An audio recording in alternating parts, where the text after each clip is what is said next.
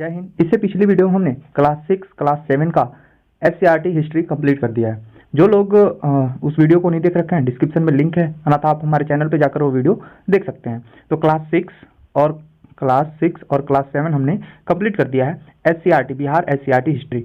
अगर आप Bihar police, Bihar SI, BPSC तैयारी 4, एस्टेट किसी भी एग्जाम की तैयारी कर रहे हैं, हर एक एग्जाम के लिए बिहार एससीईआरटी बुक आपके लिए बहुत ही ज़्यादा इंपॉर्टेंट है। तो क्लास 8 का हिस्ट्री है और इसमें भी मैंने इंपॉर्टेंट फैक्ट ही लिए हैं, ज़्यादा कुछ बढ़ा चढ़ा के नहीं, ओनली जो एग्जाम के लिए जरूरी है वही लाइनें इसमें ली गई हैं। जो लोग क्लास 6 से लेकर क्लास 10 तक का ज्योग्राफी देखना चाहते हैं, उसका भी वीडियो मैंने कंप्लीट कर दिया बनाकर, उसका भी प्लेलिस्ट बना हुआ है। आप जाएंगे, आप मेरे चैनल पे जाएंगे और प्लेलिस्ट देखेंगे जिसमें एससीईआरटी हिस्ट्री और ज्योग्राफी दोनों एक ही प्लेलिस्ट में है, वहां से जाकर आप वीडियो देख सकते हैं। तो चलिए फटाफट स्टार्ट करते हैं क्लास 8 का हिस्ट्री। कहाँ और कैसे, दूसरा चैप्टर है भारत में अंग्रेजी राज्य की स्थापना, तीसरा है ग्रामीण जीवन और समाज, उपनिवेशवाद और जनजातीय समाज, शिल्प और उद्योग, अंग्रेजी शासन के खिलाफ संघर्ष 1857 का विद्रोह, ब्रिटिश शासन एवं शिक्षा, जातीय व्यवस्था की चुनौतियां, महिलाओं की स्थिति में सुधार, अंग्रेजी शासन और शाही बदलाव, कला क्षेत्र में परिवर्तन, राष्ट्रीय आंदोलन। ये हमारे क्या है, पूरे सिलेबस हैं। कुल 14 चैप्टर हैं क्लास 8 में हिस्ट्री के। क्लास 8 के इतिहास में कुल आपके 13 चैप्टर या 14 चैप्टर हम बोल सकते हैं। स्वतंत्रता के बाद विभाजन और भारत का जन्म। चलिए पहला चैप्टर हम लोग स्टार्ट करते हैं फटाफट। जो लोग पहली बार चैनल पर आए होंगे, चैनल को क्या कर लेंगे, सब्सक्राइब कर लेंगे। देखिए पहले चैप्टर में आपका कुछ खास नहीं है, जितना इंपॉर्टेंट फैक्ट है यहाँ पे मैंने ले रखा है जो आपके एग्जाम के लिए इंपॉर्टेंट है। देखिए पहला चैप्टर है कब और कहाँ कैसे। स्पेन के प्रसिद्ध नाविक जो थे कोलंबस थे। स्पेन का निवासी कौन था, कोलंबस था, जो 1492 में अमेरिका महाद्वीप की खोज की थी। क्वेश्चन पूछेगा आपसे कि अमेरिका की खोज किसने की थी, तो आपको बता देना कोलंबस ने। कोलंबस कहाँ का रहने वाला था, तो स्पेन का रहने वाला था। और स्पेन किस महाद्वीप में पड़ता है, तो यूरोप महाद्वीप में पड़ता है। ये भी आपको पता होना चाहिए। देखिए हमारे पूरे विश्व में अगर भूमि स्थल की खोज के निर्देशक से देखा जाए, निकले नाविक जो थे स्पेन और पुर्तगाल के लोग निकले थे, जिसमें सबसे पहला पुर्तगाली भारत में आया था जिसका नाम था वास्को डी गामा। वो भी हम आगे पढ़ेंगे। तो देखिए स्पेन के प्रसिद्ध नाविक थे कोलंबस, जो 1492 में अमेरिका महाद्वीप की खोज की थी। 1817 में स्कॉटलैंड के जेम्स मिल थे, जो ब्रिटिश भारत का इतिहास पुस्तक लिखा था। देखिए स्कॉटलैंड के एक व्यक्ति थे जिनका नाम था जेम्स मिल, जिन्होंने 1817 में ब्रिटिश भारत का इतिहास नामक पुस्तक लिखा था। क्वेश्चन पूछेगा ब्रिटिश भारत का इतिहास नामक पुस्तक किसने लिखा था, तो जेम्स मिल ने लिखा था। कब, 1817 में। कहाँ के रहने वाले थे, तो स्कॉटलैंड के रहने वाले थे। भारत में कैमरे का इस्तेमाल जो है 1850 में शुरू हुआ। भारत में कैमरे का इस्तेमाल कब से शुरू हुआ, 1850 में के दौरान शुरू हुआ था। बहादुर शाह द्वितीय, जिसको हम जफर के नाम से भी जानते हैं, बहादुर शाह द्वितीय जिसे हम जफर के नाम से भी जानते हैं, और ये मुगल बादशाह का अंतिम शासक थे। तो बहादुर शाह द्वितीय या जफर पहला एवं अंतिम मुगल शासक था जिसने कैमरे से फोटो लिया गया था। बहुत ही इंपॉर्टेंट फैक्ट है, क्वेश्चन पूछ लेगा मुगल वंश का ऐसा कौन सा शासक था जिसका कैमरे में फोटो लिया गया था, तो भैया बहादुर शाह जफर जो पहला और अंतिम मुगल बादशाह था जिसका कैमरे में फोटो लिया गया था। तो एग्जाम में क्वेश्चन पूछेगा कि भारत में कैमरे का इस्तेमाल कब हुआ, 1850 में। और बहादुर शाह जफर, जिसको हम बहादुर शाह द्वितीय भी कहते हैं, उसका पहला मुगल बादशाह था और अंतिम मुगल बादशाह था जिसका कैमरे द्वारा फोटो लिया गया था। तो भैया बहादुर शाह जफर जो है मुगल वंश का अंतिम शासक भी था। 1912 में बिहार और उड़ीसा को बंगाल से अलग कर दिया गया। 1912 में बिहार और उड़ीसा एक ही में था, जिसे हम बंगाल से इसको क्या कर दिया गया था, अलग कर दिया गया था। तो क्वेश्चन पूछेगा पहली बार बिहार का बंगाल से पृथक्करण कब हुआ था, तो 1912 में हुआ था। तो उस समय उड़ीसा और बिहार एक ही में हुआ करता था 1912 में। 1936 में उड़ीसा व बिहार को अलग कर दिया गया। यानी 1936 में क्या हुआ, बिहार से क्या अलग हो गया, उड़ीसा अलग हो गया। 1936 में बिहार से उड़ीसा अलग हो गया। और 15 नवंबर 2000 को बिहार से झारखंड अलग हो गया। तो आप देखेंगे बिहार पहले बांग्लादेश का भाग था और 1912 में बांग्लादेश से बिहार को अलग किया गया। तो उस समय बिहार और उड़ीसा एक साथ अलग किया गया था, एक ही साथ उसको अलग किया गया था। फिर 1936 में उड़ीसा से बिहार अलग हो गया और फिर उसके बाद 15 नवंबर 2000 में बिहार से झारखंड अलग हो गया था। तो एग्जाम में क्वेश्चन पूछेगा कैसे, क्वेश्चन पूछेगा कि बताइए बिहार से झारखंड अलग कब हुआ था। क्वेश्चन पूछेगा कि बताइए बिहार और उड़ीसा कब अलग हुआ था, तो 1936 में। क्वेश्चन पूछेगा बंगाल से बिहार को कब अलग किया गया था, तो 1912 में। क्लियर है यहाँ तक। चलिए, ये हमारा पहला चैप्टर था और पहला चैप्टर इसी के साथ क्या होता है आपका समाप्त होता है। हमारा दूसरा चैप्टर है इंपॉर्टेंट फैक्ट्स के साथ।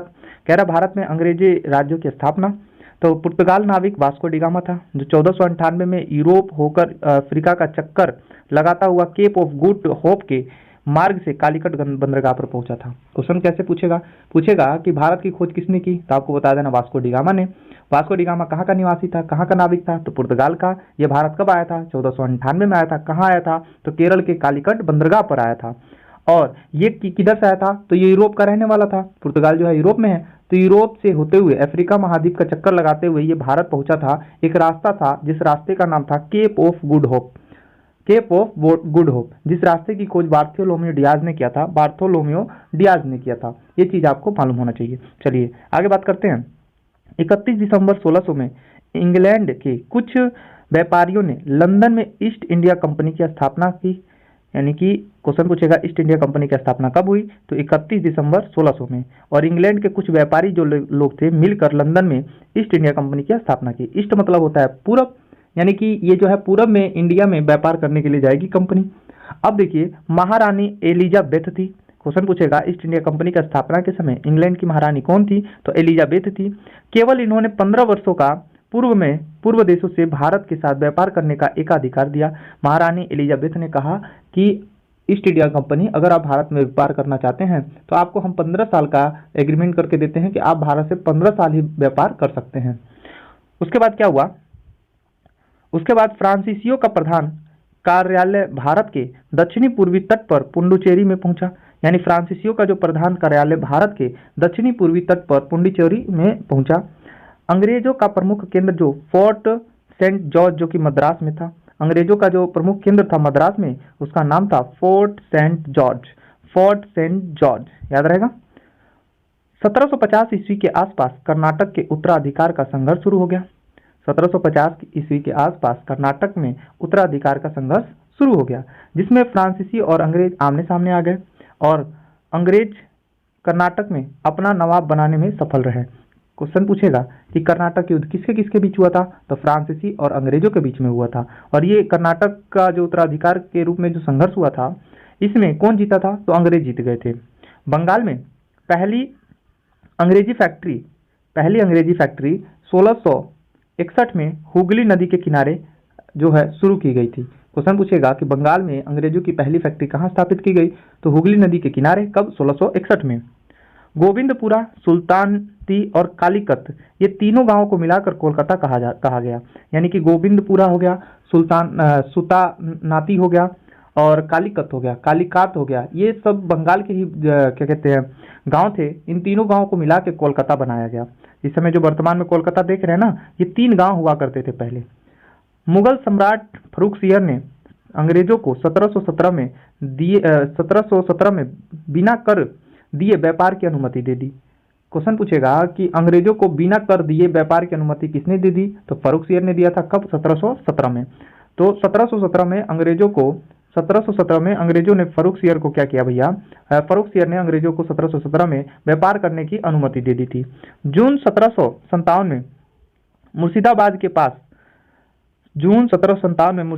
पास प्लासी का युद्ध हुआ, जिसमें सिराजुद्दौला मारा गया। जून 1757 में मुर्शिदाबाद के पास प्लासी का युद्ध हुआ और सिराजुद्दौला क्या हुआ, मारा गया। और मीर जाफर बंगाल का नवाब बन गया। मीर जाफर को बंगाल का नवाब बनाया गया। तो देखिए बंगाल का नवाब था सिराजुद्दौला और 1757 का युद्ध हुआ जिसे हम प्लासी युद्ध के नाम से जानते हैं। इस युद्ध में सिराजुद्दौला हार गया और हारने के बाद बंगाल का नवाब मीर जाफर को बनाया गया। इस लड़ाई के साथ भारत में कंपनी की सत्ता की स्थापना शुरू हो गई और रॉबर्ट क्लाइव के नेतृत्व में ये युद्ध हुआ था। प्लासी का युद्ध किसके जो है अंग्रेजों की तरफ से कौन था, तो रॉबर्ट क्लाइव था। मीर कासिम ने अपनी राजधानी मुर्शिदाबाद से हटाकर मुंगेर ले गया। मीर जाफर के बाद बंगाल का नवाब मीर कासिम को बनाया गया और मीर कासिम ने क्या किया कि अपनी राजधानी मुर्शिदाबाद से हटाकर कहाँ ले गया था, मुंगेर ले गया था। और ऐसे एग्जाम में क्वेश्चन पूछता है। 1764 में बक्सर की युद्ध लड़ी गई और रॉबर्ट क्लाइव ने सिराजुद्दौला अवध और आलम शाह को हटाकर उससे कंपनी बिहार और उड़ीसा की दीवानी मिल गई।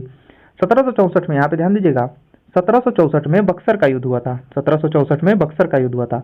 एक तरफ जो था अंग्रेज थे और दूसरे की तरफ जो थे 3 नवाब थे, एक अवध का नवाब, एक हमारा मुगल बादशाह और एक बंगाल का नवाब। ये तीनों लोग मिलकर इस लड़ाई को लड़े और ये लड़ाई हारने के बाद इलाहाबाद की संधि हुई थी 1765 में।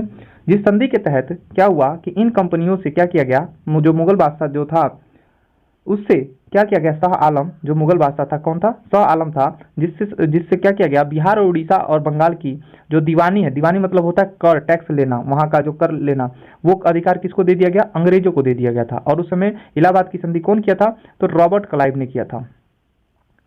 अब यहाँ पे ध्यान दीजिएगा, आगे है सहायक संधि काबुल करने वाला पहला शासक। सहायक संधि वॉरेन हेस्टिंग लेकर आया, बेलेजी लेकर आया था। और सहायक संधि की बात करें तो सहायक संधि कबूल करने वाला, मानने वाला सबसे पहला जो था हैदराबाद का निजाम था और दूसरा अवध का नवाब था। पहला हैदराबाद का निजाम, दूसरा अवध का नवाब था। ईस्ट इंडिया कंपनी मालवार तट से काली मिर्च इलायची खरीदती थी, जिसे 1785 में टीपू सुल्तान ने रोक लगा दिया। ईस्ट इंडिया कंपनी क्या करती थी, मालवार के तट पर, जो कि मालवार का तट कहाँ है, केरल में है, काली मिर्च और इलायची खरीदती थी। और क्या क्या टीपू सुल्तान ने 1785 पे इस पे रोक लगा दिया। EIC और टीपू सुल्तान की अंतिम लड़ाई जो है 1799 में हुआ, श्रीरंगपट्टनम में हुआ था। कहाँ, श्रीरंगपट्टनम में हुआ। EIC का मतलब है ईस्ट इंडिया कंपनी, EIC का मतलब है ईस्ट इंडिया कंपनी और टीपू सुल्तान के बीच एक अंतिम लड़ाई लड़ी गई थी 1799 में और श्रीरंगपट्टनम की संधि हुई, जिसमें टीपू सुल्तान मारा गया था। टीपू सुल्तान की मृत्यु कब हुई थी, 1799 में हुई थी, ये भी याद रखेंगे। अंग्रेज मैसूर जीतने के बाद बोडियार वंश को दे दिया था। मैसूर को जीतकर किसको दे दिया, बोडियार वंश को दे दिया। टीपू सुल्तान कहाँ के थे, मैसूर के ही तो शासक थे। कंपनी ने पंजाब पर 1849 में अधिकार कर लिया। उस समय वहां के शासक जो थे रणजीत सिंह थे। कंपनी ने क्या किया था, पंजाब पर 1849 में अधिकार कर लिया और उस समय वहां के शासक जो थे रणजीत सिंह थे। कौन थे, रणजीत सिंह थे। 1848 से लेकर 1856 के बीच अंग्रेजों ने विलय नीति लाई थी, जिसे राज्य हड़प नीति भी कहते हैं। लॉर्ड डलहौजी ने लाया था। 1848 से लेकर 1856 तक चला था ये विलय नीति या राज्य हड़प नीति, जिसमें सबसे पहले सतारा को हड़पा गया, फिर संबलपुर, फिर उदयपुर, फिर नागपुर, फिर झांसी को कब्जे में लिया गया। 1856 तक लगभग संपूर्ण भारत में ईस्ट इंडिया कंपनी का अधिकार हो गया था। 1856 तक संपूर्ण भारत में क्या हुआ, ईस्ट इंडिया कंपनी का लगभग क्या हो गया था, अधिकार हो गया था। ग्रामीण जीवन और समाज, भारत की 68% आबादी जो है गांव में रहती है। अस्थायी बंदोबस्त 1793 में लाया गया था। क्वेश्चन पूछता है, बहुत ही इंपॉर्टेंट है कि अस्थायी बंदोबस्त कब लाया गया था, तो 1799 में। रिकॉर्डर के अनुसार जमींदारों के संपत्ति पर भी कर लगना चाहिए। इसकी प्रसिद्ध किताब जो है प्रिंसिपल ऑफ पॉलिटिकल इकोनॉमी 1821 में प्रकाशित हुई थी। रिकॉर्डर एक व्यक्ति है, इतिहासकार है। इन्होंने कहा कि जमींदारों की संपत्ति पर भी कर लगना चाहिए और ये इनकी जो प्रसिद्ध पुस्तक है वो है प्रिंसिपल ऑफ पॉलिटिकल इकोनॉमिक्स 1821 में प्रकाशित हुई थी। क्वेश्चन दो तरीके से पूछ सकता है कि पूछेगा प्रिंसिपल ऑफ पॉलिटिकल इकोनॉमी पुस्तक किसकी है, तो रिकॉर्डर की है और कब, 1921 में प्रकाशित हुई थी। रैयतवाड़ी व्यवस्था जो है, रैयतवाड़ी व्यवस्था, कंपनी सीधे किसानों से कर वसूलने लगी। रैयतवाड़ी व्यवस्था में कंपनी क्या कर रही थी, सीधे किसानों से कर वसूलने लगी। कर उपज के आधार पर तय हुआ। 30 वर्ष के लिए ये स्टार्ट किया गया था, क्या, रैयतवाड़ी व्यवस्था। आगे बात करेंगे माहलवाड़ी व्यवस्था, जिसे हम माहल पंजाब में, हरियाणा में, उत्तर प्रदेश के इलाके में बड़े गांव और छोटे गांवों के समूहों को कहा जाता था। माहल किसे कहते थे, तो पंजाब, हरियाणा, उत्तर प्रदेश के बड़े इलाकों में या छोटे गांव को, बड़े गांव को के समूहों को हम माहल कहते थे। महलवाड़ी व्यवस्था के कर बचत का 50% था और 30 वर्षों के लिए ये था। कर जो है बचत का, जो बच रहा आपके पास, उसका 50% कर लगाया गया था, जिसे हम महलवाड़ी व्यवस्था कहते हैं। और ये क्षेत्र कहाँ था, पंजाब, हरियाणा और उत्तर प्रदेश के क्षेत्रों में था। भारत में 19% भाग पर अस्थायी बंदोबस्त, 29% भाग पर महलवाड़ी व्यवस्था और 92% पर रैयतवाड़ी व्यवस्था थी। 1875 में दक्कन विद्रोह पूर्णतः और अहमदाबाद जिले में महाजनों के विरुद्ध हुआ था। दक्कन विद्रोह पूर्णतः और अहमदनगर जिले में महाजनों के विरुद्ध हुआ। नील दर्पण के लेखक जो है दीनबंधु को बनाया। दीनबंधु की पुस्तक जो थी नील दर्पण थी, ये प्रकाशन कब हुआ था, तो 1859 में हुआ था। यह बुक जो है 1860 में प्रकाशित हुई थी। 1859 में इन्होंने लिखा और 1860 में प्रकाशित हुई बिना लेखक के नाम का। इसका अंग्रेजी अनुवाद जो है माइकल मधुसूदन दत्त ने किया था। जो हमारा नील दर्पण पुस्तक थी जिसके लेखक है दीनबंधु, और इन्होंने 1860 में प्रकाशित किया था। और नील दर्पण में ही नील की खेती को लेकर, नील जो विद्रोह हुआ था उसके बारे में नील दर्पण में ही बताया गया है, जिसके पुस्तक के लेखक है दीनबंधु। और इसको इंग्लिश में अनुवाद किया गया और ये किताब का कोई नाम नहीं रखा गया, और इंग्लिश में अनुवाद जो है माइकल मधुसूद दत्त ने किया था। आगे यहाँ पे क्वेश्चन है, बिहार में अंग्रेजों के साथ समय किस तरह की भूमि व्यवस्था थी? तो स्थायी बंदोबस्त था। अंग्रेजों के आने से पहले जमीन का मालिक कौन होता था? तो किसान होता था। रैयतवाड़ी व्यवस्था में जमीन का मालिक किसे माना गया? तो किसानों को। अंग्रेजी शासन द्वारा भारत में अपनाई गई नई भूमि व्यवस्थाओं का प्रमुख उद्देश्य क्या था? अपनी आय बढ़ाना। अपनी आय को क्या करना? बढ़ाना। उपनिवेशी और जनजातीय समाज, तेजी से खत्म होते जंगल की समस्या को हल करने के लिए अंग्रेज ने 1874 में वन विभाग की स्थापना एवं 1865 में वन अधिनियम बनाया। क्वेश्चन पूछेगा वन विभाग की स्थापना कब हुई? तो 1864 में। वन अधिनियम कब आया था? 1865 में आया था। 1864 में वन विभाग की स्थापना और 1865 में वन अधिनियम आया था। 1878 में अंग्रेजों ने बड़े जंगलों को आरक्षित जंगल घोषित कर उसे अपने नियंत्रण में ले लिया। भारत में सबसे बड़ी जनसंख्या मील जनसंख्या थी उस समय। भील जनसंख्या, क्या कौन सी भील है? ये मील यहाँ पे लिख दिया गया है, ये क्या होगा? भील जनसंख्या थी। तो भारत की सबसे बड़ी जनसंख्या भील जनजाति की जनसंख्या थी। उड़ीसा का कद जनजाति विद्रोह जमींदारी और साहूकारों के शोषण के विरुद्ध हुआ था। बिरसा मुंडा का जन्म जो है, यहाँ पे ध्यान देंगे, बिरसा मुंडा जो मुंडा विद्रोह हुआ था उनके जो निर्देशक थे बिरसा मुंडा ने का जन्म जो है 15 नवंबर 1874 में छोटा नागपुर प्रखंड के उलीहातू गांव के निकट चलकंद में हुआ था। इनके पिता का नाम सुंगना मुंडा और माता का नाम कदमी था। आदिवासी किसानों को सुरक्षा देने के लिए छोटा नागपुर कसकारो अधिनियम 1908 में बनाया गया था। जादो नामक रागमेई जनजाति नेता के नेतृत्व में 1920 में जनजाति आंदोलन शुरू हुआ था।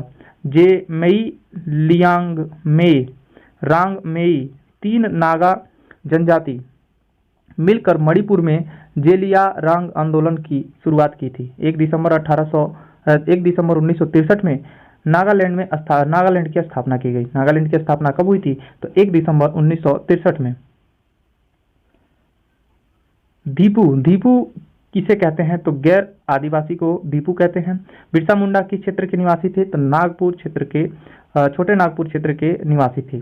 5वां चैप्टर है शिल्प एवं उद्योग। पुर्तगाल का व्यापार सर्वप्रथम कालीकट से शुरू हुआ, इसीलिए उसे श्रुति कपड़ों का कैलिफोर्निया कहा जाता है। तो क्वेश्चन पूछेगा कैलिफोर्निया बोल रहे हैं। कैलिको जो है किसे कहा जाता है? तो कालीकट बंदरगाह को कहा जाता है। क्यों? क्योंकि यहाँ पे सबसे पहले सूती वस्त्र का जो है व्यापार प्रारंभ किया था पुर्तगालियों ने। बारीक सूती कपड़े को सर्वप्रथम अरब व्यापारियों के पास ईरान में मोसल नामक शहर में देखा गया, जिसकी वजह से बारीक बुनाई वाले सभी सूती कपड़े को मसलिन माना दिया गया है। तो सबसे पहले बारीकी सूत के कपड़े की बुनाई सबसे पहले अरब व्यापारियों ने ईरान के मोसल नामक शहर में देखा था। इंग्लैंड में 1720 में कैलिको अधिनियम बनाया गया था। क्वेश्चन पूछेगा कैलिको अधिनियम कहाँ बनाया गया था? तो इंग्लैंड में। कब? 1720 में। 1813 ईस्वी में इंग्लैंड के द्वारा मुक्त व्यापार की नीति अपनाई गई थी।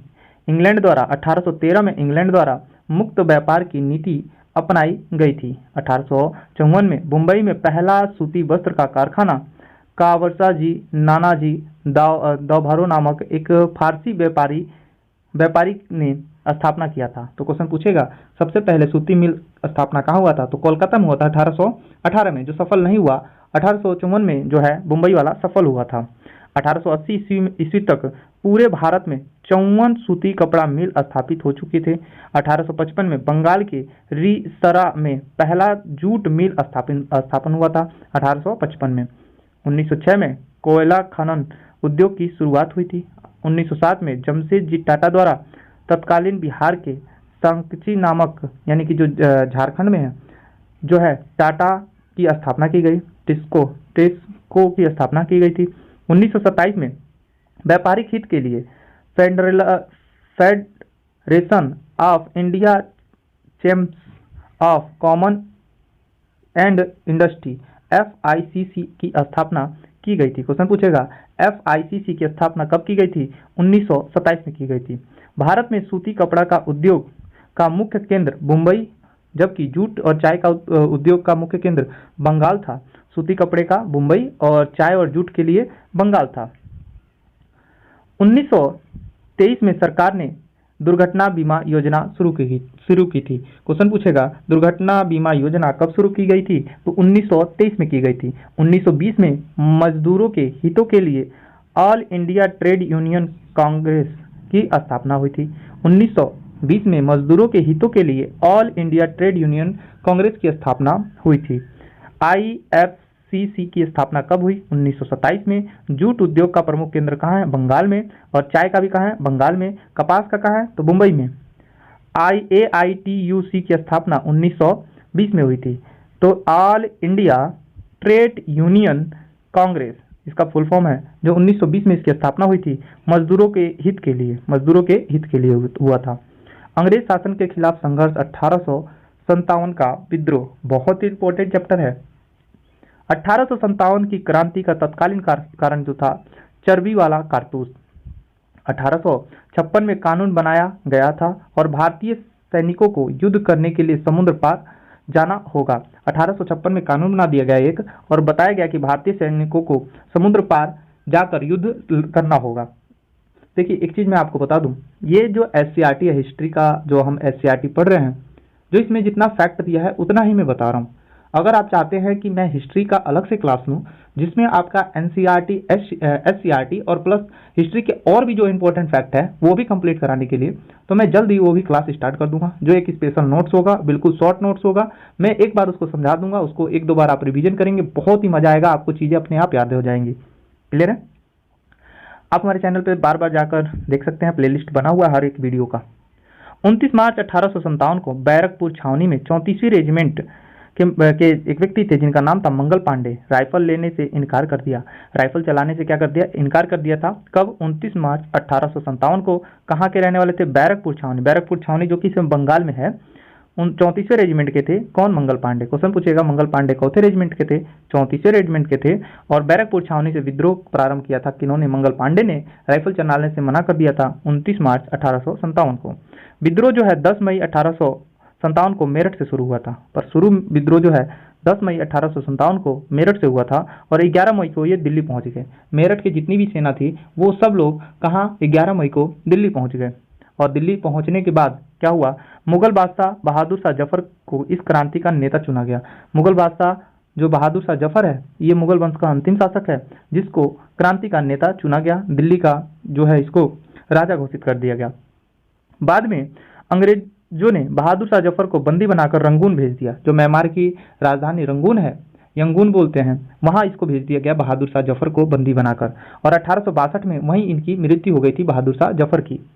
बेगम हजरत महल नाना साहब गिरफ्तार से बचने के लिए नेपाल चले गए। क्वेश्चन पूछता है एग्जाम में 1857 की क्रांति के समय कौन भागकर नेपाल चला गया? तो बेगम हजरत महल जो लखनऊ से अधिवेशन कर रही थी, लखनऊ का नेतृत्व कर रही थी, और नाना साहब जो कि हमारे कानपुर के थे, कानपुर से इन्होंने 1857 की क्रांति का नेतृत्व किया था। ये दोनों लोग भागकर नेपाल चले गए थे। 1858 में ब्रिटिश संसद द्वारा भारत में ईस्ट इंडिया कंपनी के शासन खत्म कर सीधे ब्रिटिश की सरकार के शासन को स्थापित किया गया। यानी 1858 से पहले क्या हुआ करता था कि कंपनी ही भारत पे शासन कर रही थी। अब क्या हुआ? 1858 में महारानी विक्टोरिया भारत आई और दिल्ली दरबार लगा था, और उसी समय लॉर्ड कैनिंग को वायसराय बनाया गया था। और क्या हुआ कि भारत का जो शासन है, महारानी विक्टोरिया ने कहा भारत का जो शासन है वो इंग्लैंड से अब शासित होगा। अब भारत की जो ईस्ट इंडिया कंपनी है केवल व्यापार पे ही ध्यान देगी। और इस विद्रोह के समय इंग्लैंड के PM जो थे पामस्टन थे। क्वेश्चन पूछता है 1857 की क्रांति के समय इंग्लैंड के प्रधानमंत्री कौन थे? पामस्टन थे। और भारत के गवर्नर जनरल लॉर्ड कैनिंग था। यही भारत का जो गवर्नर जनरल है लॉर्ड कैनिंग, इसी को वायसराय बनाया जाएगा। तो क्वेश्चन पूछता है भारत का पहला वायसराय कौन था? लॉर्ड कैनिंग था। और भारत का अंतिम गवर्नर जनरल कौन था? तो लॉर्ड कैनिंग था। ब्रिटिश महारानी विक्टोरिया थी। अब यहाँ पर हम देखेंगे दिल्ली में नेतृत्व कौन कर रहा था 1857 की? तो बहादुर शाह जफर कानपुर से, तात्या टोपे और नाना साहब के सेनापति थे तात्या टोपे का अन्य नाम बोले तो पांडुरंग, इनको अन्य नाम से जानते हैं, ठीक है। और वही बोले नाना साहब का अन्य नाम तो धोधुपत इनको कहा जाता है। झांसी लक्ष्मीबाई और जगदीशपुर में आप जानते हैं कुंवर सिंह और इन्हीं के भाई से अमर सिंह। कुंवर सिंह की मृत्यु होने के बाद अमर सिंह ने 1857 की क्रांति का बागडोर संभाला था। फैजाबाद से मौलवी अहमदुल्ला, जो कि भाई अंग्रेजों के एकदम प्रसिद्ध दुश्मन भी थे ये। इलाहाबाद से लियाकत अली, बैरेली से खान बहादुर खान, लखनऊ से बेगम हजरत महल जो भागकर नेपाल चली गई थी। वहाबी आंदोलन के प्रमुख नेता जो थे मौलवी बिलायत अली और इमाम अली थे। बहमनी आंदोलन के प्रमुख नेता मौलवी विलायत अली और नियायत अली थे। इस आंदोलन के प्रमुख केंद्र जो था पटना था। जो बहावी आंदोलन का प्रमुख केंद्र कहाँ था? तो पटना था। देखिए, आप अगर आप चाहते हैं कि मैं बिहार स्पेशल का क्लास लूं तो आप कमेंट करके बताइएगा। बिहार स्पेशल बिल्कुल कहानी की तरह सुनाऊंगा, फिर यहाँ पे मैं लिख के बताऊंगा कि आपको कैसे नोट्स बनाना है, और बिल्कुल शॉर्ट नोट्स जो आपके हर एक एग्जाम के लिए इंपॉर्टेंट होगा। चाहे आप बीपीएससी का एग्जाम दीजिएगा, चाहे बिहार पुलिस का दीजिएगा, चाहे एसआई का दीजिएगा, एनीवन बिहार का कोई सा भी एग्जाम देना होगा, हर एक एग्जाम के लिए इंपॉर्टेंट होगा। इसीलिए कहते हैं कि कुछ भी पढ़िए, बेसिक से पढ़िए, अच्छे से पढ़िए। मैं यहाँ पे एससीईआरटी इसलिए पढ़ा रहा हूँ कि आपके एग्जाम के लिए क्या हो जाएगा, बिल्कुल ईजी हो जाएगा। एससीईआरटी से हूबहू क्वेश्चन उठा के ऐसे रख दिया जाता है। तो आप एससीईआरटी पढ़ लीजिए, एनसीईआरटी पढ़ लीजिए, प्लस आप सिलेबस से रिलेटेड शॉर्ट नोट्स पढ़ लीजिए। आपके हर एक एग्जाम के लिए क्या हो जाएगा, सही हो जाएगा, एकदम बढ़िया आपका हिस्ट्री ज्योग्राफी हो जाएगा। ब्रिटिश शासन एवं शिक्षा 1781 में कोलकाता में एक मदरसा और बनारस में एक संस्कृत कॉलेज की स्थापना हुई थी। 1781 में ही क्या हुआ कि कोलकाता में एक मदरसा की और बनारस में एक संस्कृत कॉलेज की स्थापना की गई थी। 1784 में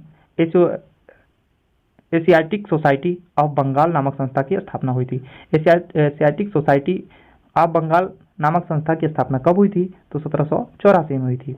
1854 में शिक्षा व्यवस्था सुधार करने के लिए वुड डिस्पैच नीति आया था। वुड डिस्पैच नीति जो है 1854 में आया था, और वुड डिस्पैच नीति के तहत भारत में बहुत सारे बदलाव किए गए, और इसी नीति के तहत विश्वविद्यालय भी बनाए गए थे भारत में। 1857 में क्या हुआ, कोलकाता, मुंबई और मद्रास में 3 विश्वविद्यालय की स्थापना की गई थी। 1857 में क्या हुआ, 1857 के समय कोलकाता, मद्रास, मुंबई में 3 विश्वविद्यालय की स्थापना की गई थी। RN रविन्द्रनाथ टैगोर 1901 में शांति निकेतन की स्थापना की थी। क्वेश्चन पूछेगा शांति निकेतन की स्थापना कब हुई थी? 1901 में हुई थी। किसने किया था? तो रविन्द्रनाथ टैगोर ने किया था। क्वेश्चन पूछेगा बता दीजिए एशियाटिक सोसाइटी ऑफ बंगाल की स्थापना कब हुई थी? तो कब हुई थी? 1784। और 81 में भाई कोलकाता में क्या हुआ था, एक मदरसे की, और बनारस में एक क्या कहते हैं संस्कृत विद्यालय की स्थापना हुई थी। चैप्टर नंबर 8 है जाति व्यवस्था की चुनौतियां। E.B. रामास्वामी अयंगर की बात करें तो 1925 में आत्म सम्मान आंदोलन की शुरुआत की थी। आत्म सम्मान आंदोलन की शुरुआत किसने किया था? E.B. रामास्वामी अयंगर ने किया था 1925 में। 1919 में पहला दीपेशुक कॉलेज सम्मेलन हुआ, जिसमें गांधी जी ने छुआछूत के विरुद्ध घोषणा पत्र जारी किया था। तो क्वेश्चन पूछ सकता है कि गांधी जी ने छुआछूत के विरुद्ध घोषणा पत्र कब जारी किया था? तो 1919 में दीपेशुक कॉलेज के सम्मेलन में। 1932 में हरिजन सेवक संघ की स्थापना की गई थी। 1932 में हरिजन सेवक संघ की स्थापना हुई थी। और आपको मालूम होगा पूना पैक्ट भी 1932 में ही हुआ था, जिसमें हरिजन को लेकर भीमराव अंबेडकर और गांधी जी के बीच में समझौता हुआ था, जिसे हम पूना पैक्ट या पूना समझौता के नाम से जानते हैं। 1932। 1933 में हरिजन साप्ताहिक पत्रिका निकाली, और गांधी जी के द्वारा क्या किया गया था? हरिजन पत्रिका निकाला गया था। क्वेश्चन पूछेगा हरिजन पत्रिका किसका है? तो गांधी जी का है। कब शुरू हुआ था? तो 1933 में हुआ था। 26 सितंबर 1932 की बात करें तो यहाँ पे आ गया 26 सितंबर, डेट याद रखेंगे, 26 सितंबर 1932, जिसके तहत भीमराव अंबेडकर और गांधी जी के बीच में पूना समझौता हुआ था, जिसे पूना पैक्ट के नाम से भी जानते हैं। BR अम्बेडकर ने 1924 में बहिष्कृत हितकारी सभा का गठन किया और 1927 में महादलीय सत्याग्रह आरंभ किया था? क्वेश्चन पूछेगा महादलित सत्याग्रह की स्थापना किसने की थी या शुरुआत किसने की थी? तो बी आर अम्बेडकर ने। कब? 1927 में। कब किया था? 1927 में किया था। चलिए इस चैप्टर से रिलेटेड कुछ क्वेश्चन है, उस क्वेश्चन को हम लोग देख लेते हैं। ज्योतिबा फूले, देखिए यहाँ पे ज्योतिबा फूले के द्वारा किस संगठन की स्थापना की गई थी? तो सत्य शोधक समाज की गई थी। पेरियार के द्वारा कौन सा आंदोलन आरंभ किया गया था? तो आत्म सम्मान आंदोलन की स्थापना की गई थी। ई बी रामास्वामी अयंगर पूरा नाम है पेरियार, जिसको हम पेरियार के नाम से जानते हैं। ई बी रामास्वामी अयंगर को किस नाम से जानते हैं? पेरियार के नाम से जानते हैं। तो पेरियार के द्वारा कौन सा आंदोलन प्रारंभ किया गया था? तो आत्मसम्मान आंदोलन। हरिजन सेवा संघ की स्थापना एम के महात्मा गांधी के द्वारा चालू किया गया था 1932 में। बी आर अम्बेडकर द्वारा कब बहिष्कृत हितकारी सभा की स्थापना की गई? तो 1924 में किया गया था। अगला चैप्टर हमारा महिलाओं की स्थिति एवं सुधार। सावित्रीबाई फुले ने बहुजन समाज पार्टी की स्थापना की थी। बहुजन समाज पार्टी नहीं, बहुजन समाज की स्थापना किसने की थी? तो सावित्रीबाई फुले ने किया था। लॉर्ड विलियम बेंटिक ने 1929 में कानून बनाकर सती प्रथा को खत्म किया था। तो सती प्रथा का खत्म करने का श्रेय हम राजा राम मोहन राय को देंगे। राजा राम मोहन राय के प्रयासों द्वारा 1829 में लॉर्ड विलियम बेंटिक ने सती प्रथा को समाप्त किया था। राजा राम मोहन राय ने महिलाओं की स्थिति सुधारने के लिए 1828 में ब्रह्म समाज की स्थापना की थी। तो क्वेश्चन पूछेगा राजा राम मोहन राय के ब्रह्म समाज का उद्देश्य क्या था? तो महिलाओं की स्थिति को सुधारने के लिए। प्राथमिक समाज की स्थापना एम जी रनाडे ने किया था। रनाडे ने प्राथमिक समाज की स्थापना की थी। 1882 में रामाबाई सरस्वती और रानाडे ने आर्य महिला समाज की स्थापना की थी। आर्य महिला समाज की स्थापना की थी। विधवा पुनर्विवाह की मान्यता प्राप्त करने का श्रेय ईश्वर चंद्र विद्यासागर को जाता है। विधवा पुनर्विवाह के लिए किसने आवाज उठाई थी? ऐसे बोल सकता है तो ईश्वर चंद्र विद्यासागर ने। लॉर्ड डलहौजी द्वारा 1856 में विधवा विवाह कानून पारित किया गया था। लॉर्ड डलहौजी द्वारा 1856 में विधवा विवाह कानून पारित किया गया था। रामाबाई के द्वारा पुणे में विधवा गृह की स्थापना की गई थी। रामाबाई द्वारा पुणे में क्या हुआ था कि विधवा गृह, विधवा के लिए घर या आश्रम बनाने का काम रामाबाई ने किया था। दयानंद सरस्वती ने आर्य समाज की स्थापना की थी। स्वामी विवेकानंद 1893 में अमेरिका के शिकागो में विश्व धर्म सम्मेलन में भाग लिए। स्वामी विवेकानंद ने 1893 में अमेरिका के शिकागो में विश्व धर्म सम्मेलन में भाग लिया। 1929 में बाल विवाह निषेध अधिनियम पारित हुआ था। 1929 में बाल विवाह निषेध अधिनियम पारित हुआ था। केशव चंद्र सेन के द्वारा 1771 में special marriage bill draft Patna में तैयार किया गया था। केशव चंद्र सेन द्वारा क्या हुआ था? 1871 में special marriage bill draft Patna में तैयार किया गया था। अगला चैप्टर है चैप्टर नंबर 10, जिसमें कुछ भी नहीं दिया हुआ है, ज़्यादा कुछ नहीं है। 1853 में रेलवे की शुरुआत हुई थी। 16 अप्रैल 1853 में पहली बार रेल मुंबई से थाने के बीच चलाई गई थी भारत में। ये चीज़ आपको याद रखना होगा। 1774 में भागलपुर को जिला बनाया गया था। क्या भागलपुर 1774 से पहले जिला नहीं था? तो 1774 में भागलपुर को जिला घोषित किया गया था। चैप्टर नंबर 11 कला क्षेत्र में परिवर्तन। तो मधुबनी पेंटिंग का संबंध जो है बिहार से है। मधुबनी पेंटिंग का संबंध किससे? बिहार से है। 1942 में लंदन के आर्ट गैलरी में इसका प्रदर्शनी लगाया गया है। 1942 में क्या किया गया? लंदन के जो आर्ट गैलरी है उसमें मधुबनी पेंटिंग को लगाया गया। आनंद मठ की स्थापना जो है बंकिम चंद्र चटर्जी ने किया और वंदे मातरम की रचना की। क्वेश्चन पूछेगा वंदे मातरम की रचना किसने की? तो बंकिम चंद्र चटर्जी ने। और आनंद मठ की तो बंकिम चंद्र चटर्जी ने। भारतेंदु भारतीय साहित्य के आधुनिक युग के प्रवर्तक कहे जाते हैं। इनकी रचना जो है, भारतेंदु की रचना है भारत दुर्दशा, अंधेर नगरी, चौपट राजा जो है प्रमुख है। भारतेंदु को हिंदी साहित्य में आधुनिक युग के प्रवर्तक कहे जाते हैं। इनकी रचना है भारत दुर्दशा, अंधेर नगरी, चौपट राजा प्रमुख है। गमन 1931 में जो के रचयिता जो है, लेखक जो है प्रेमचंद्र है। प्रेमचंद्र किस पुस्तक के? गमन के 1931 में।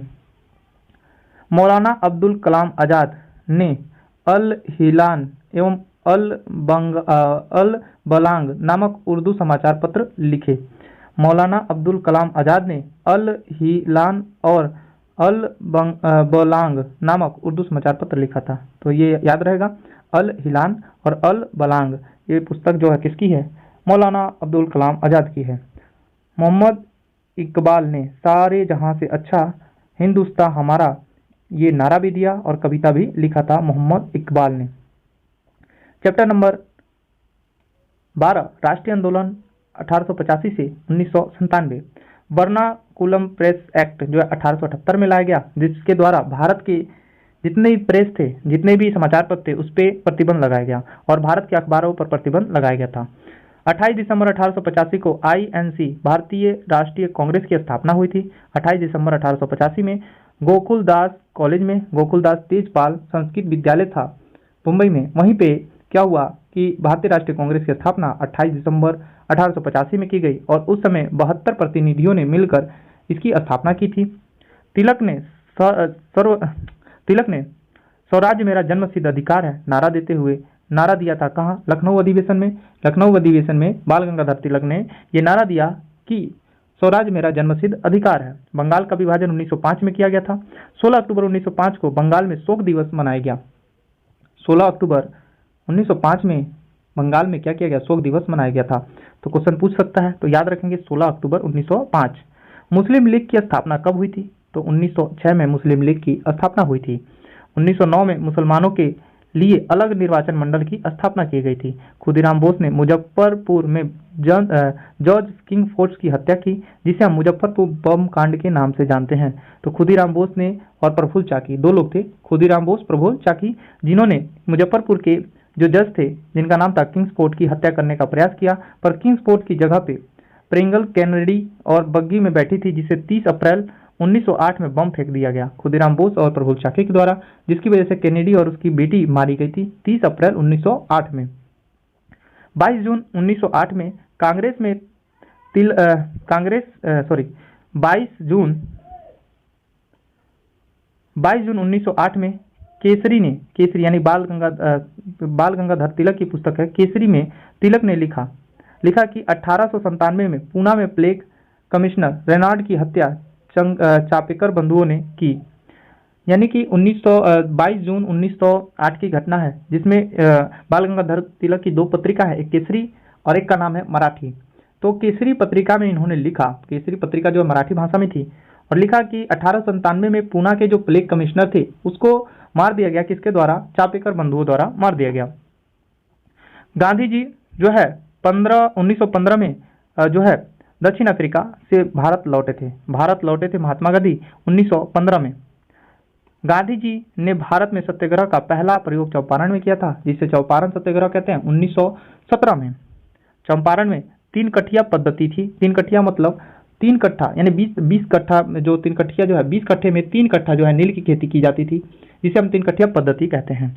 मार्च 1919 में रॉलेट एक्ट नामक कानून बनाया गया, जिसको लेकर 6 अप्रैल 1919 में राष्ट्रीय अपमान दिवस मनाया गया था। क्वेश्चन पूछेगा राष्ट्रीय अपमान दिवस कब मनाया गया था? तो 6 अप्रैल 1919 में। 6 अप्रैल 1919 में। मार्च 1919 में रॉलेट एक्ट कानून आया था। पंजाब में 2 नेता थे, एक का नाम था सैफुद्दीन किचलू और सत्यपाल को गिरफ्तार के विरोध में जो गिरफ्तार कर लिया गया, गिरफ्तार के विरोध में 13 अप्रैल 1919 को जलियांवाले बाग में हो रहे सभा में जनरल ओ डायर ने गोली चलाने का आदेश दे दिया। जनरल ओ डायर ने गोली चलाने का क्या कर दिया? आदेश दे दिया। भारत में खिलाफत आंदोलन की शुरुआत मोहम्मद अली और शौकत अली ने किया था, 1919-20 में किया था। और अगस्त 1920 में गांधी जी ने असहयोग आंदोलन की शुरुआत की थी। अगस्त 1920 में अगस्त 8 अगस्त 1942 में जो है भारत छोड़ो आंदोलन चला था, और अगस्त 1920 में जो है असहयोग आंदोलन की शुरुआत हुई थी। असहयोग आंदोलन में अंग्रेज क्रूरता के कारण रविन्द्रनाथ टैगोर ने नाइटहुड की उपाधि और गांधी जी ने केसर हिंद की उपाधि त्याग दी। तो क्वेश्चन बहुत पूछता है कि असहयोग आंदोलन के दौरान किसने अपने नाइटहुड की उपाधि और किसने अपने केसर हिंद की उपाधि त्याग दी थी? तो आपको मालूम होगा कि केसर हिंद की गांधी जी और नाइटहुड की जो है रविन्द्रनाथ टैगोर की। शहादत आश्रम की स्थापना महजरुल हक ने किया था। शहादत आश्रम की स्थापना मजरुल हक ने किया था तथा मदरलैंड की पत्रिका निकाली थी शहादत आश्रम से ही। कब? तो असहयोग आंदोलन के दौरान। चौरा चौरी कांड 5 फरवरी 1922 को हुआ था। चौरी चौरा जो गोरखपुर के नजदीक है, जिसकी वजह से असहयोग आंदोलन को स्थगित कर दिया गया था। झंडा सत्याग्रह 13 अप्रैल 1923 को नागपुर में हुआ था। झंडा सत्याग्रह जो है 13 अप्रैल 1923 में नागपुर में हुआ था। सी CR दास और मोतीलाल नेहरू ने फरवरी 1923 में स्वराज दल का गठन किया था। स्वराज दल की गठन या स्वराज पार्टी की स्थापना किसने किया था? तो चित्तरंजन दास, जिसको हम CR दास बोलते हैं, चित्तरंजन दास, जिनको हम देश बंधु के नाम से भी जानते हैं। चित्तरंजन दास को देश बंधु के नाम से भी जानते हैं। तो और मोतीलाल नेहरू, इन दोनों ने मिलकर स्वराज पार्टी की स्थापना की थी। भगत सिंह ने हिंदुस्तान सोशलिस्ट रिपब्लिक आर्मी का गठन किया था। हिंदुस्तान सोशलिस्ट रिपब्लिक आर्मी का गठन भगत सिंह ने किया था। जवाहरलाल नेहरू की अध्यक्षता में पूर्ण स्वराज को प्रस्तावित पारित हुआ था। पूर्ण स्वराज जो है प्रस्तावित जवाहरलाल नेहरू की अध्यक्षता में हुआ था। 1929 में लाहौर का अधिवेशन हुआ था, वहां पर पूर्ण स्वराज की मांग की गई थी। जवाहरलाल नेहरू ने 26 जनवरी 1930 को लाहौर में रावी नदी के तट पर स्वतंत्रता दिवस मनाया और यहीं पे झंडा फहराया। कब? 26 जनवरी 1930 को स्वतंत्रता दिवस मनाया और यहीं पे झंडा फहराया, जिसके बाद प्रत्येक वर्ष 26 जनवरी 1930 से लगातार हम लोग स्वतंत्रता दिवस मनाते गए। गांधी जी के द्वारा 78 जो है सदस्यों के साथ समर्थकों के साथ 22 मार्च 1930 को साबरमती से दांडी तक नमक कानून तोड़ने के लिए दांडी मार्च शुरू किया था। क्वेश्चन पूछेगा, दांडी मार्च जो स्टार्ट किया था गांधी जी ने, कितने लोगों के साथ? तो 78 लोगों के साथ। कब? तो 12 मार्च 1930 को साबरमती से दांडी तक। ये टोटल 241 मील की दूरी थी। कितनी? 241 मील की दूरी थी ये। आगे नेक्स्ट लाइन है, गांधी जी ने 5 अगस्त 1942 को भारत छोड़ो आंदोलन, 8 अगस्त कहीं कहीं दिया रहता है, कहीं कहीं 5 अगस्त, तो कंफ्यूज नहीं होंगे। तो 5 अगस्त और 8 अगस्त याद रखेंगे, 5 अगस्त और 8 अगस्त, कहीं कहीं 5 अगस्त कहीं कहीं 8 अगस्त दिया रहता है, तो आप इसको 8 अगस्त बना लीजिए। 8 अगस्त सबसे मान्य 8 अगस्त है, ठीक है। 8 अगस्त 1942 को भारत छोड़ो आंदोलन की शुरुआत की और करो और मरो का नारा दिया था। 1943 में सुभाष चंद्र बोस ने आजाद हिंद फौज की स्थापना की थी। आजाद हिंद फौज की स्थापना किसने की थी? सुभाष चंद्र बोस ने। कब? 1943 में। मुस्लिम लीग में 1930 के दशक में ही 2 राष्ट्रों का सिद्धांत स्वीकार किया गया। 1940 में मुस्लिम लीग ने स्वतंत्र राज्य की मांग की थी। 1940 में मुस्लिम लीग ने स्वतंत्र राज्य की मांग की। माउंटबेटन योजना के तहत 15 अगस्त 1947 को भारत आजाद हुआ। भारत आजाद किस योजना के तहत हुआ था? माउंटबेटन योजना के तहत 15 अगस्त 1947 को। चैप्टर नंबर 13, स्वतंत्रता के बाद विभाजन, भारत का जन्म।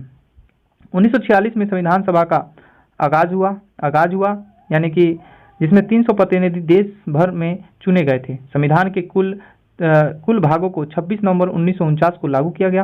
कुछ भागों को जो है 26 नवंबर 1949 को लागू किया गया, जबकि पूर्ण रूप से 26 जनवरी 1950 को पूर्ण रूप से लागू किया गया था। वन, कृषि आदि को समवर्ती सूची ऐसा सूची है जिसमें राज्य भी कानून बनाएगा और केंद्र भी कानून बनाएगा। तो वन और कृषि जो है समवर्ती सूची में रखा गया, जिसपे केंद्र और राज्य दोनों कानून बनाएंगे। भाषा के आधार पर आंध्र प्रदेश का गठन 1 अक्टूबर 1953 में हुआ था, पेट्टू श्री रामुलु के भूख हड़ताल की वजह से। महाराष्ट्र का गठन जो है 1960 में हुआ, तो गुजरात और महाराष्ट्र का गठन 1960 में, पंजाब और हरियाणा का 1966 में, यूपी और उत्तराखंड में 1901 में, एमपी, मध्य प्रदेश और छत्तीसगढ़ का 2001 में, बिहार और झारखंड का 2001 में ही जो है गठन हुआ था। क्लियर है? ये राज्यों का गठन है। उसके बाद क्या हुआ? जयप्रकाश नारायण संपूर्ण क्रांति का नारा दिया था। संपूर्ण क्रांति का नारा किसने दिया था? तो जयप्रकाश नारायण ने दिया था। 1984 में ऑपरेशन ब्लू स्टार की शुरुआत की गई थी। ब्लू स्टार की शुरुआत कब की गई थी? 1984 में की गई थी। 6 अगस्त 1992 को बाबरी मस्जिद ध्वस्त किया गया था। बाबरी मस्जिद कब ध्वस्त किया गया था? तो 6 दिसंबर 1992 को। भारत में महत्वपूर्ण शुरुआत राजनीतिक संगठन 1851 से 52 में ब्रिटिश भारत के तीनों प्रोविजन में शुरू में अलग अलग 3 संगठनों का गठन हुआ, जिसके सदस्य मुख्यतः अंग्रेज, भारतीय और जमींदार थे। बंगाल में ब्रिटिश इंडिया एसोसिएशन, मद्रास में मद्रास नेटिव एसोसिएशन और बम्बई में बम्बई एसोसिएशन की स्थापना हुई थी। क्लियर है? तो बंगाल में ब्रिटिश इंडिया एसोसिएशन और मद्रास में मद्रास नेटिव एसोसिएशन और बम्बई में बम्बई एसोसिएशन की स्थापना हुई थी। 1867 में पूना सार्वजनिक सभा की स्थापना महादेव गोविंद रानडे ने किया था। 1867 में पूना सार्वजनिक सभा की स्थापना महादेव गोविंद रानडे ने किया था। इसके सदस्य मध्यवर्गीय सामान्य के लोग थे। पूना सार्वजनिक सभा की जो स्थापना हुई थी महागोविंद रानडे द्वारा 1867 में, जिसमें मध्यम वर्गीय समाज के लोग थे। 1876 में इंडियन एसोसिएशन की स्थापना सुरेंद्र नाथ बनर्जी द्वारा कोलकाता में किया गया था। क्वेश्चन पूछेगा 1867 में इंडिया एसोसिएशन कॉलेज की स्थापना इंडिया एसोसिएशन की स्थापना सुरेंद्र नाथ बनर्जी द्वारा कोलकाता में की गई थी। इसके सदस्य भी पढ़े लिखे आम लोग थे। 1878 में नेटिव प्रेस और पॉलिटिकल एसोसिएशन कॉन्फ्रेंस कोलकाता में गठन हुआ था। 1883 में अखिल भारतीय सम्मेलन में सुरेंद्र नाथ बनर्जी द्वारा कुछ पढ़े लिखे भारतीयों को बुलाया गया। 1884 में मद्रास महाजन सभा का गठन किया गया। 1884 में मद्रास महाजन सभा का गठन हुआ, जिसके अधिकांश सदस्य मध्य वर्ग के लोग थे। 1885 में Allahabad people's association, Bombay presidency association संस्थाओं के सदस्य भी मध्यम वर्ग के लोग ही थे। नेक्स्ट आगे है 28 दिसंबर 1885 में भारतीय राष्ट्रीय कांग्रेस की स्थापना हुई थी। यह हमारा चैप्टर क्या हुआ, कंप्लीट हुआ। क्लास आपका क्या था, तो क्लास 8 का आपका हिस्ट्री लगभग आपका 50 मिनट के वीडियो में कंप्लीट हो गया है। जो लोग क्लास 6 और क्लास 7 का हिस्ट्री एससीईआरटी का वीडियो नहीं देखे हैं, तो प्लेलिस्ट बना हुआ है जिसमें आपको क्लास 6 से लेकर क्लास 10 तक का जियोग्राफी का भी क्लास देखने को मिलेगा। तो वो वीडियो जाकर आप लोग देख लेंगे। और जल्द ही मैं एनसीईआरटी के भी क्लास स्टार्ट कर दूंगा और शॉर्ट नोट्स का भी क्लास चल रहा है, जो कि जियोग्राफी शॉर्ट नोट्स का क्लास चल रहा है। जियोग्राफी जिसमें एससीईआरटी और एनसीईआरटी के जितने भी महत्वपूर्ण क्वेश्चन हैं उस क्वेश्चनों को लाइन बाय लाइन बताया जा रहा है, जो एग्जाम के लिए बहुत ही ज़्यादा इंपॉर्टेंट है। आजकल क्वेश्चन जो है बहुत सारे घुमा के क्वेश्चन पूछे जा रहे हैं, उसके अकॉर्डिंग उन सभी क्वेश्चनों को लिया गया है। एमसीक्यू क्वेश्चन नहीं है, उसमें आपको थ्योरी वाइज समझाया जाएगा और उसका पीडीएफ आपको टेलीग्राम चैनल पे मिल जाएगा। आज के लिए बस इतना ही, नेक्स्ट वीडियो में मिलते हैं।